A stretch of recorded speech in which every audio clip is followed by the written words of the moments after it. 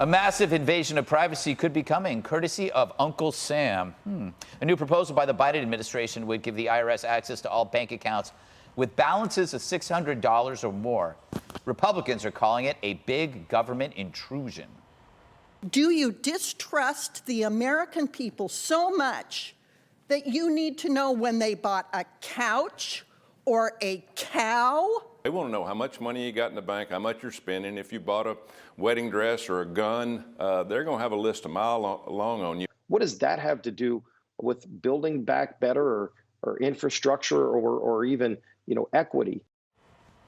Jesse, couches, in your case, hair products. You spent $600 on hair products in a week. At least. What is going on here? This is insane. Well, it's not going to happen. If I know anything, banks always win. They got the lobbyists already down there making sure this doesn't get in the bill. But Biden has some nerve after his son Hunter's being probed for tax fraud, for taking diamonds and hiding overseas income. Then Joe's going to go out and slap the IRS agents on every single American with a bank account.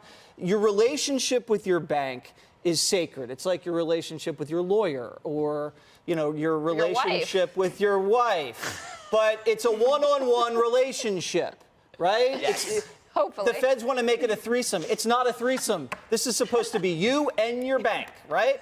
And I don't trust the IRS. Do you trust the IRS? No. They leaked Donald Trump's taxes. I mean, they leaked the taxes of Jeff Bezos. They always leak. Remember what they did with the Tea Party? Yeah, they went after them. I don't trust any IRS agent to come looking into my bank account. Next thing you know, it's going to be in the New York Daily News. And that's where they leak it to.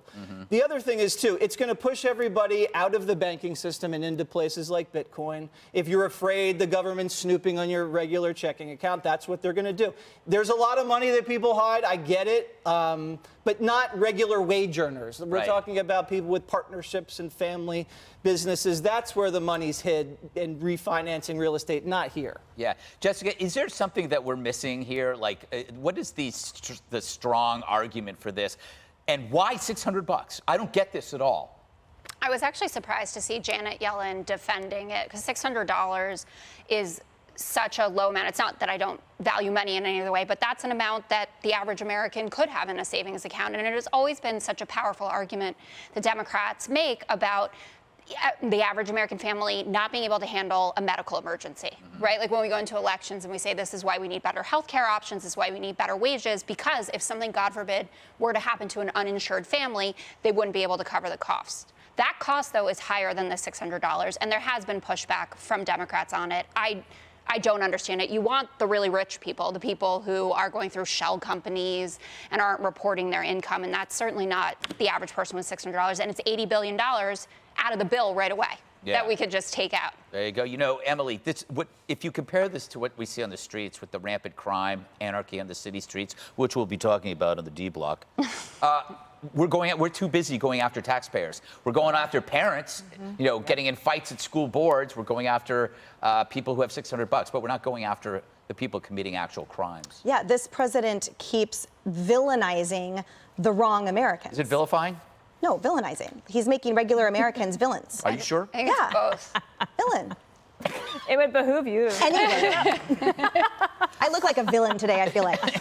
And to expound on your point, so you guys, the spending bill already includes $80 billion to go toward the IRS so that they can hire new staffers. This, they claim, will result in them getting back $700 billion over the next 10 years. However, the IRS admits that its data is 7 years old. So they are using your tax dollars to pad their budget even more, to hire new people to then go around and attack average Americans. We already know that the IRS is where common sense goes to die, but I'll give you just another example of the bloated budget.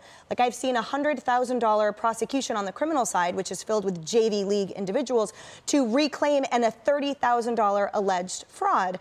And remember, the accountability when they, for example, leaked Jeff Bezos and Michael Bloomberg's records. They said, oh, trust us, we will investigate and hold them accountable.